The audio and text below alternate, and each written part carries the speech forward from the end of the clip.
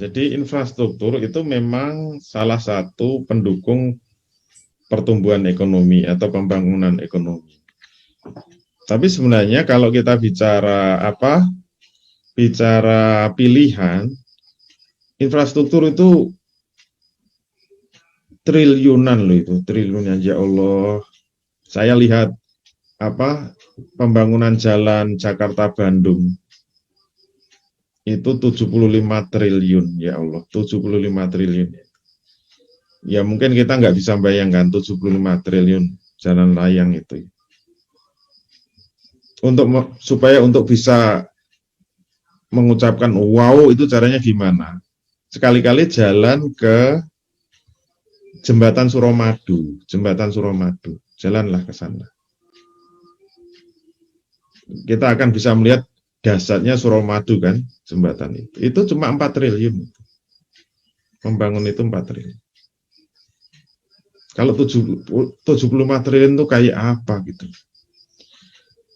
Padahal transportasi Jakarta-Bandung itu jalan tolnya sudah ada, kereta apinya sudah ada, jalan biasa sudah ada, pesawat juga sudah ada. Kok ditambahi lagi? 75 triliun dan itu utang, duitnya utang. Coba lah kalau kita mau hitung-hitung ya, bicara efisiensi saja lah, tidak bicara strategi ya, belum bicara strategi. Listrik Jawa Bali itu sekarang semuanya ditopang oleh pembangkit listrik tenaga uap, PLTU, hampir semua PLTU, dan kebanyakan itu dari PLTU-nya dari diesel, digerakkan oleh diesel.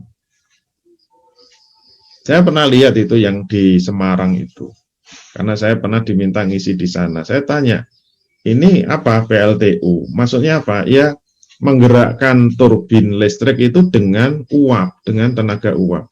Tapi uapnya dari mana? Dari air kan, dari air yang dipanaskan. Memanaskannya pakai apa? Ya pakai diesel. Dieselnya pakai apa? Pakai solar. Itu kan membutuhkan solar yang banyak, atau kadang-kadang dengan batu bara. Solar mahal, batu bara mahal. Padahal ada yang murah meriah. Yaitu apa? Dengan tenaga nuklir. Nuklir itu murah meriah. Kenapa? Kita punya uranium yang melimpah ruah. Uranium kita banyak. Kalau kita mau membangun satu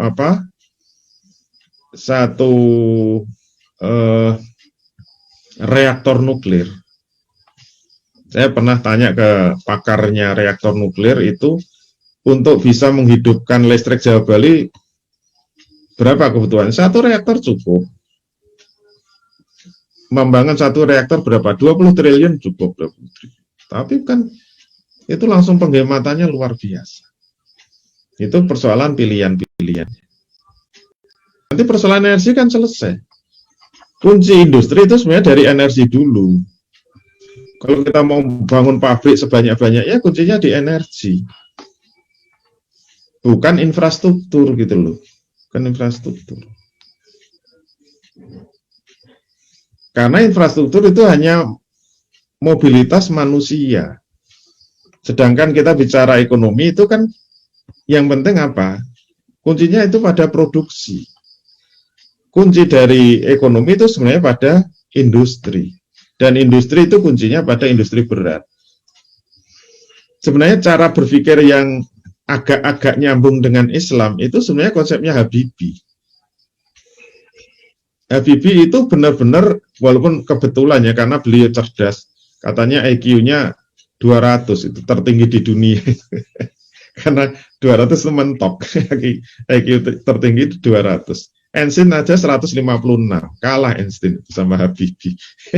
Habibie 200.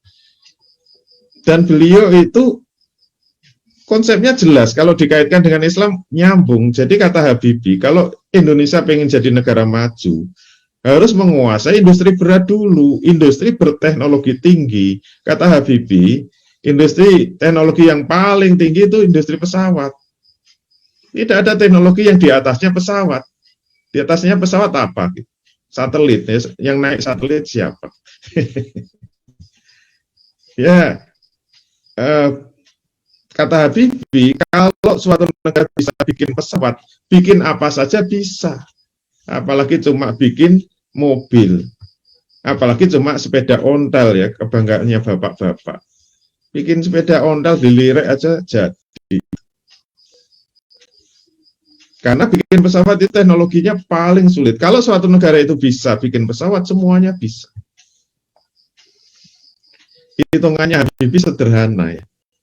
Kalau kita mau negara kita itu punya punya pendapatan yang tinggi ya.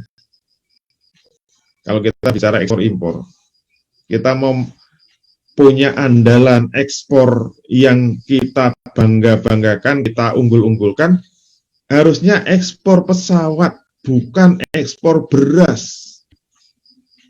Dulu hitungannya kalau saya nggak salah ngitung, karena hanya dengan ingatan biasa, kalau kita bisa mengekspor satu pesawat saja dengan harga, kalau yang diinginkan Habibie itu kan pesawat kelas menengah ya, jarak menengah, bukan jarak pendek, bukan jarak jauh, kelas menengah saja, sekelas CN235 misalnya.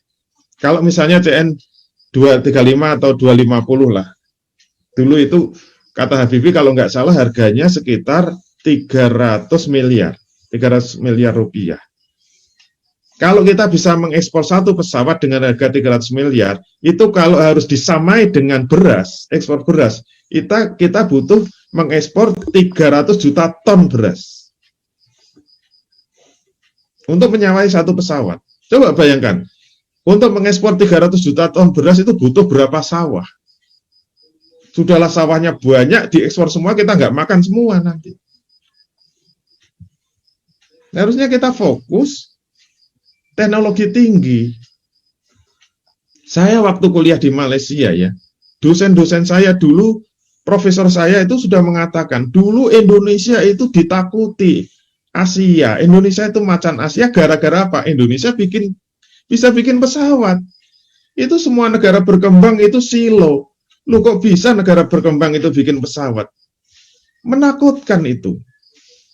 Wah, Indonesia kalau bisa bikin pesawat yang tidak dibikin oleh semua negara maju itu pesawat kelas menengah untuk kepentingan jarak menengah antar pulau. Itu selain Indonesia sangat membutuhkan, pas itu kebutuhan pesawat jarak menengah, dan negara-negara lain itu belum ada yang memproduksi. Boeing itu belum, Airbus itu belum. Kalau kita masuk di titik yang kosong itu, pemesannya udah banyak dulu itu, banyak. Negara-negara Timur Tengah, negara-negara Asia sudah, Eropa juga. Eropa itu sebenarnya jaraknya menengah antar negara Eropa. Yang gede-gede itu antar benua. Sudah ada yang memproduksi. Coba kalau kita itu bisa mengekspor pesawat, ya Allah, semua kegeret. Nanti bikin mobil itu mudah, bikin kereta api mudah, bikin kapal mudah gitu. Karena di bawah teknologinya di bawah pesawat. Itu menurut saya presiden yang cerdas. Tapi kenapa cuma setahun gitu loh, langsung dilengserkan. Gitu. Apa nggak seneng punya presiden yang pinter gitu, yang mirip-mirip dengan konsep pembangunan ekonomi Islam.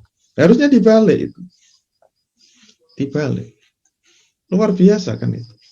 Dan semua bahan baku ada. Kita itu melimpah ruah dalam hal biji besi, melimpah ruah dalam aluminium, tembaga, nikel, semuanya melimpah ruah.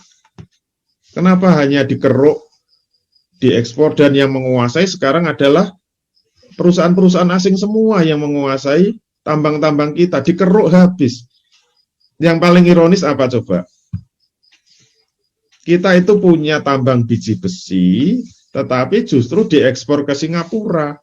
Dibuat plat besi di Singapura, kemudian diimpor ke Indonesia. Harganya sudah berlipat-lipat, kemudian digunakan untuk bikin industri, misalnya PT PAL di Surabaya, bikin kapalnya itu pakai plat baja, impornya dari Singapura. Singapura impornya biji besi dari Sumatera, dari Kalimantan. Harganya murah, hitungannya kibik, pakai 1 kubik berapa, mungkin cuma 100.000. Tapi kalau jadi plat besi, ya Allah, mahalnya minta ampun. Krakatau Steel itu hanya bisa bikin besi lonjoran saja untuk kepentingan struktur bangunan.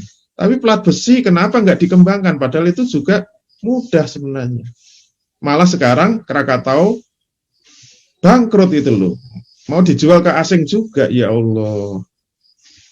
Itu tinggalan zaman Orde Lama, satu-satunya industri berat kita bangkrut. Dijuali semua gitu loh. Tambangnya dijual, pabriknya dijual, kita punya IPTN dijual. Terus mau jadi negara apa? Mau jadi negara kuli, jongos di negeri sendiri. Ya Allah, kita kaya raya, kenapa kok jadi miskin kayak gini? Itu salah di dalam strategi pembangunan. Malah suruh bikin jalan, terus jalannya ada yang bayar.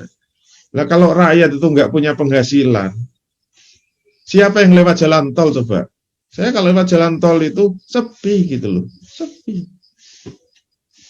Jalan tol yang dibangun itu cicilan per bulan 50 miliar. Cicilan utangnya ya 50 miliar itu pokok sama bunga, itu per bulan 50 miliar. Yang didapatkan dari jalan tol itu 30 miliar. Tekor terus kan itu. Kalau nggak bisa bayar nanti pertaruhannya apa? Apa mau jual itu negara? Nggak ada yang lewat. Kenapa? Nggak punya penghasilan. Rakyatnya pada nganggur kok suruh lewat jalan tol itu gimana? Ya memang jalan tol memperlancar arus lalu lintas barang dan jasa. Tapi lancar-lancarnya itu seberapa sih? Sebenarnya kalau kita bicara lalu lintas barang dan jasa, kalau mau industri berat, itu sebenarnya andalannya harus kapal laut, bukan angkutan darat. Kapal itu ngangkut, satu kapal itu bisa bawa peti kemas berapa coba? Kalau dari Surabaya ke Jakarta, satu kapal bisa ngangkut. Itu kan nggak butuh bikin infrastruktur kayak gitu. Laut sudah disediakan Allah Subhanahu wa Ta'ala. Nggak usah diaspal itu laut. Tinggal bikin kapal yang gede, ngangkut peti kemas, bisa dibawa dari Surabaya ke Jakarta, dari Jakarta ke Surabaya. 2 kapal itu lewat sudah nggak ganggu lalu lintas, jalan lancar. Walaupun jalan biasa, nggak jalan tol lancar, nggak diganggu truk-truk yang berat-berat itu. Saya kalau lewat Pantura itu terhambatnya dengan truk. Wah kalau musah truk itu, ya Allah, dililit truk aja udah pingsan kita. Truk gede-gede kayak gitu. Bawa peti kemas semua, tronton-tronton, ya Allah. Kenapa nggak dibawa kapal laut gitu loh? Logikanya di mana? Suruh lewat darat semua, sudahlah ngeremok, jalannya sudah hancur, mengganggu yang kendaraan pribadi ini ya, kita bawa sedan kecil gitu. Dicepit truk-truk itu, ya Allah. Kalau masih bisa bernafas alhamdulillah. Itu kan enggak logis itu. Yang mbok mikir dikit aja lah. Mikir dikit. Enggak usah panjang, Pak. Ya kita sudah pernah punya presiden yang hebat. Apalagi kalau dengan Islam.